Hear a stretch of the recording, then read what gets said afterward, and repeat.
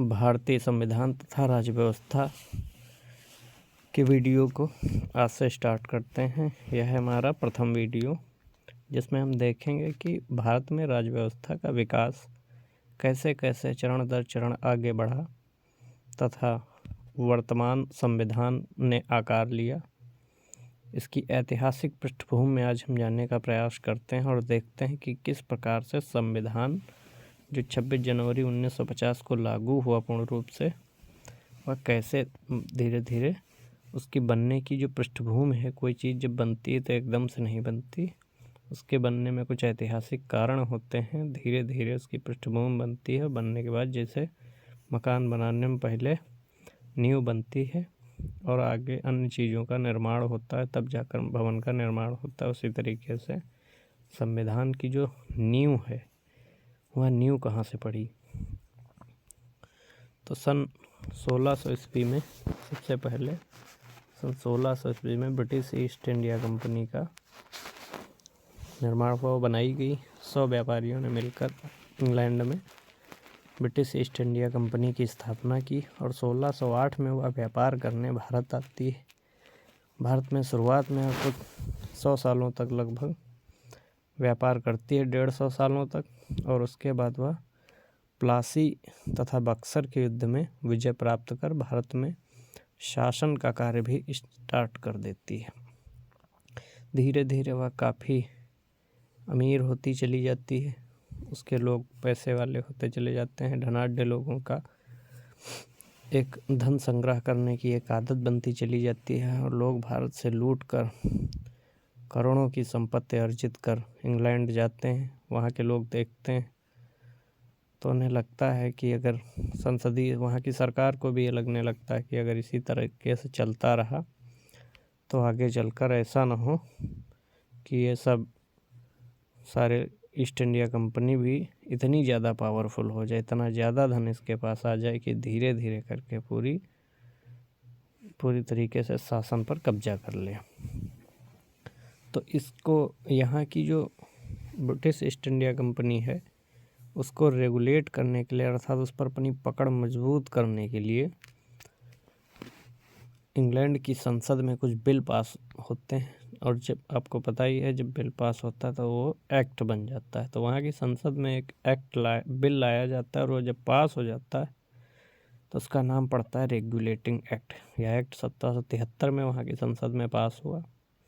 इस रेगुलेटिंग इसका नाम इसलिए पड़ा क्योंकि इसका काम ही था ब्रिटिश ईस्ट इंडिया कंपनी के जो कार्य हैं उनका रेगुलेशन करना, अर्थात उनका नियमन करना, उनके लिए नियम और कानून बनाना। ये पहला प्रयास था कि ब्रिटिश ईस्ट इंडिया कंपनी के कामों में कोई भी दखल अंदाजी ब्रिटिश गवर्नमेंट ने दी है।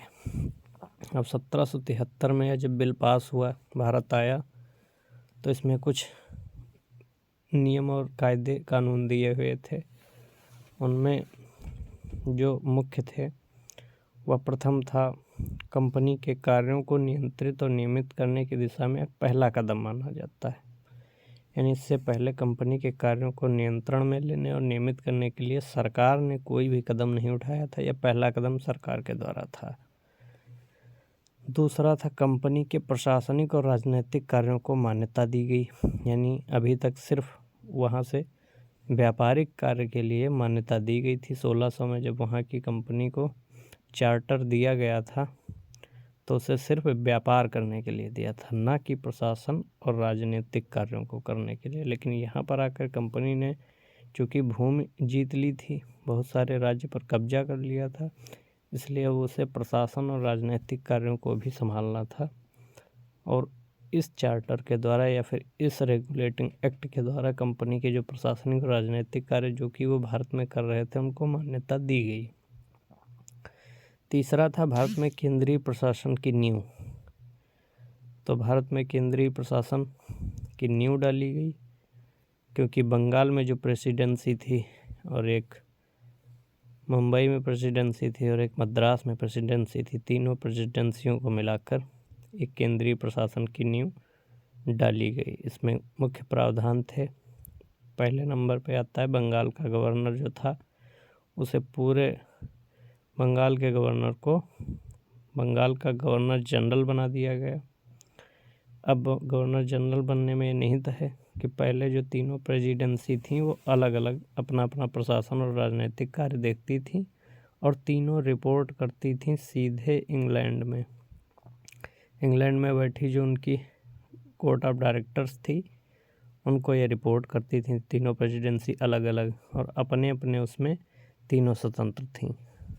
लेकिन इस रेगुलेटिंग एक्ट के द्वारा जो बंगाल का गवर्नर जनरल हो गया, जिसे पहले सिर्फ गवर्नर कहते थे, वो तीनों प्रेसिडेंसियों का मुख्य हो गया। यानी मद्रास और बम्बई के जो गवर्नर थे वो अब इसके अंडर में काम करने लगे। अब यह बंगाल का जो गवर्नर था, बंगाल का गवर्नर जनरल बनने वाला उस टाइम चूँकि हेस्टिंग्स था, इसलिए वह पहला बंगाल का गवर्नर जनरल बना। अब उसके काम में सहायता देने के लिए उसकी 4 सदस्यीय कार्यकारी परिषद भी जोड़ी गई, यानी 4 सदस्य उसमें और जोड़ दिए गए और बहुमत से काम करने का प्रावधान किया गया। अर्थात अगर इस 4 सदस्यों में से 3 सदस्य एक तरफ हो जाएं तो हेस्टिंग्स चाहकर भी अपने अधिकारों का उपयोग नहीं कर सकता था। इसके लिए कई बार लड़ाई भी हुई हेस्टिंग्स के साथ और अंत में ये बाद में ख़त्म कर दी गई यह व्यवस्था। दूसरा था मद्रास और बम्बई के गवर्नर जनरल जो थे बंगाल के गवर्नर जनरल के अधीन हो गए, ये मैंने पहले बता दिया।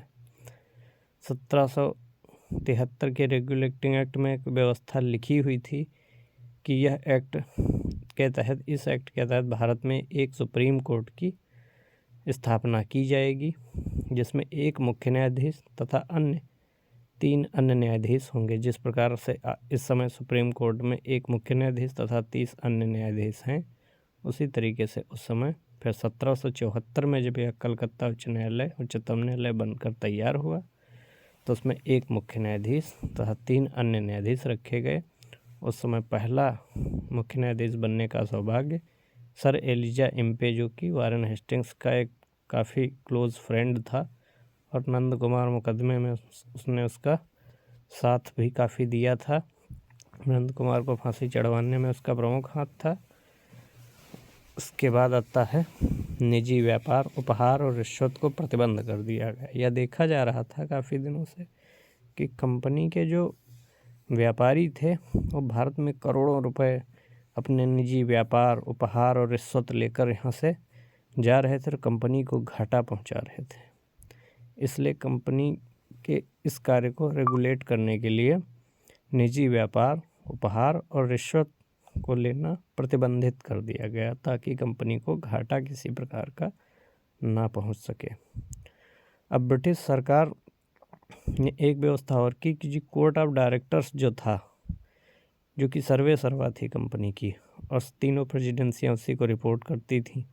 अब चूँकि कोर्ट ऑफ डायरेक्टर्स को सिर्फ रिपोर्ट करेगी प्रेसिडेंसी ऑफ बंगाल, तो अब कोर्ट ऑफ डायरेक्टर्स के भी ऊपर एक व्यवस्था रख दी गई और उसका नियंत्रण थोड़ा बढ़ा दिया गया।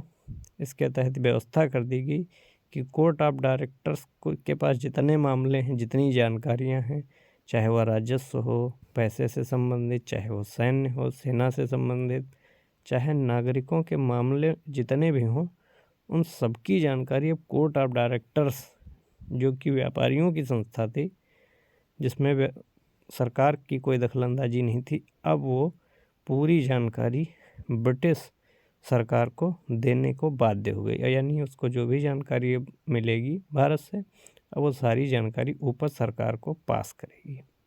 इस तरीके से पहला कदम था।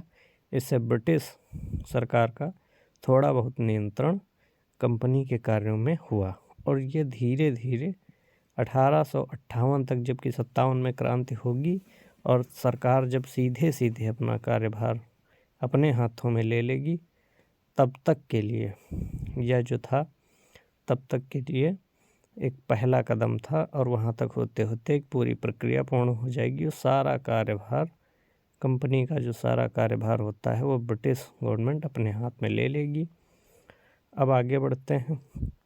इसी तरीके से अब जिसे 1773 में रेगुलेटिंग एक्ट आया था, उसी प्रकार 1784 में रेगुलेटिंग एक्ट की जो कमियां थीं, जो कुछ आगे सुधार और करने थे, उसके लिए इंडिया एक्ट 1784 पास हुआ। चूँकि पिट द यंगर उस समय ब्रिटेन का प्रधानमंत्री था, इसलिए उसी के नाम पे से पिट का इंडिया एक्ट कहा जाता था।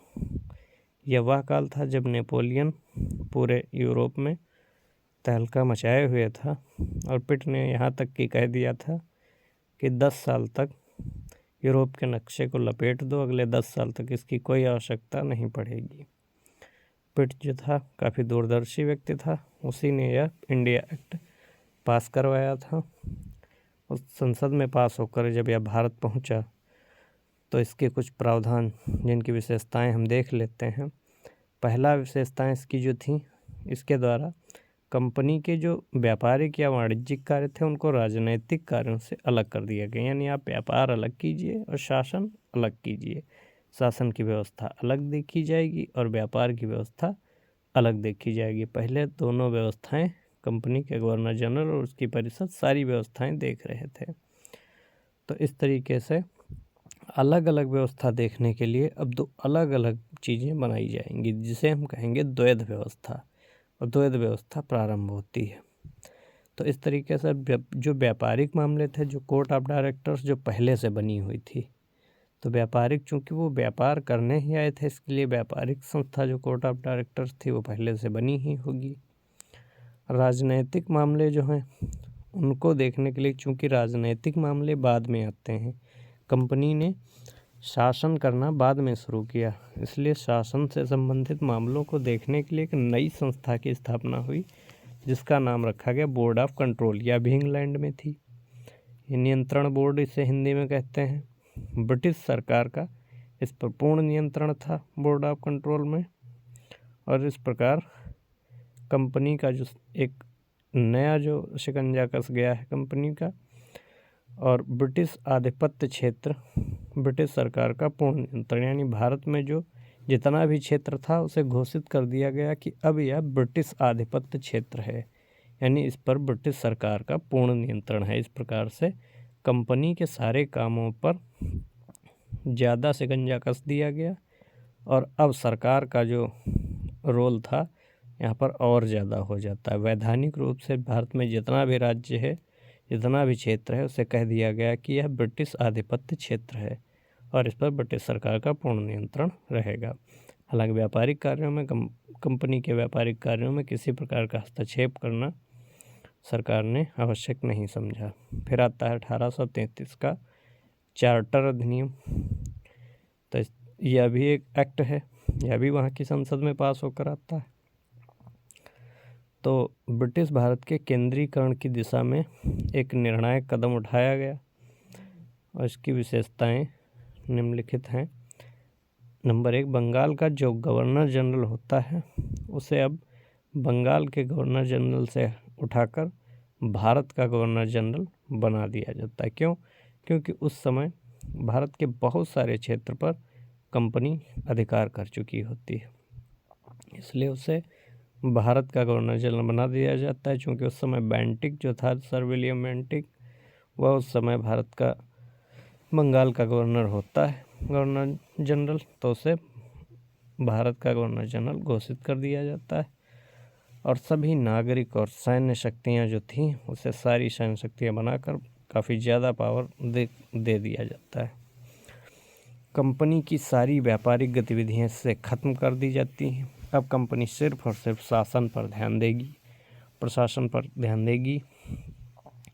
इसका मतलब ऊपर की जो व्यवस्था थी अब उसमें व्यापार वाली व्यवस्था ख़त्म हो जाती है, और सिविल सेवा के लिए एक खुली प्रतियोगिता का आयोजन करने का पहली बार प्रयास किया जाता है, लेकिन कोर्ट ऑफ डायरेक्टर्स इसका विरोध करता है, और इसके विरोध की वजह से यह प्रावधान समाप्त हो जाता है। फिर आता है 1853 का चार्टर अधिनियम।